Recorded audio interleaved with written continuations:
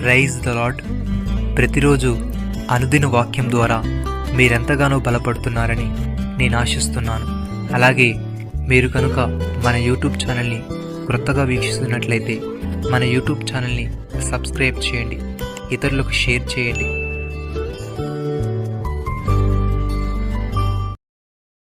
ప్రభు నామమును బట్టి ప్రార్థన చేయవారందరూ రక్షణ పొందుదురని దేవుడు చెప్పుచున్నాడు. అపోస్తుల కార్యములు 2వ అధ్యాయము 21వ వచనము.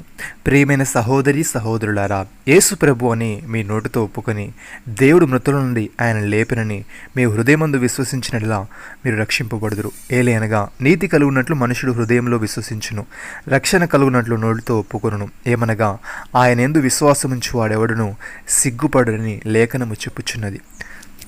కీర్తనాకారుడి విధంగా అంటున్నాడు, యెహోవా మీకు దొరుకు కాలమునందు ఆయనను వెతుకుడి, ఆయన సమీపంలో ఉండగా ఆయనను వేడుకొనుడి. భక్తిహీనులు తమ మార్గమును విడువలను, దుష్టులు తమ తలంపులను మానవలను. వారు యెహోవా వైపు తిరిగినలా ఆయన వారి యందు జాలిపడును. వారు మన దేవుని వైపు తిరిగినలా ఆయన బహుగా క్షమించును. నా తలంపులు మీ తలంపులు వంటివి కావు, మీ త్రోవలు నా త్రోవల వంటివి కావు. ఇదే యెహోవా వాక్కు. ఆకాశాలు భూమికి పైన ఎంత ఎత్తుగా ఉన్నవో మీ మార్గముల కంటే ఆయన మార్గములు, మీ తలంపుల కంటే ఆయన తలంపులు అంత ఎత్తుగా ఉన్నవి. భక్తుడి విధంగా అంటున్నాడు, ఆయన దృష్టికి కనబడిన సృష్టం ఏదీయూ లేదు.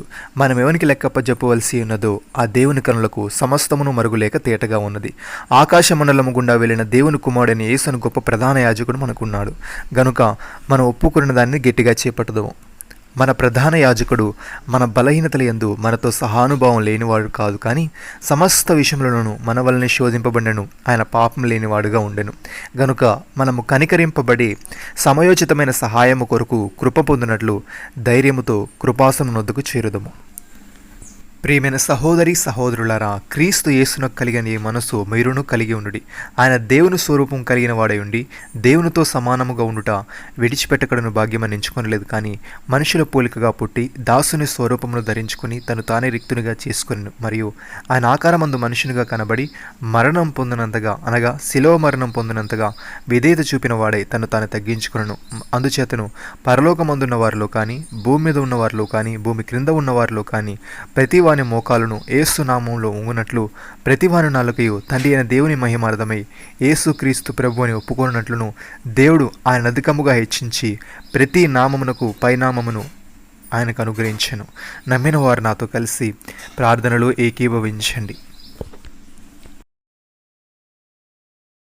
మమ్మల్ని మిక్కిలిగా ప్రేమిస్తున్న మా ప్రియ పరలోకపు తండ్రి, మీరు మాకు ఇచ్చిన వాగ్దానాన్ని బట్టి మీకు స్తోత్రములు. దేవా, నీవు ప్రభువని మా నోటితో ఒప్పుకొని దేవుడు నిన్ను మృతుల నుండి లేపినని మా హృదయమందు విశ్వసించి నీవిచ్చే రక్షణను పొందుకునే వారముగా ఉన్నటకు సహాయము దయచేయమని.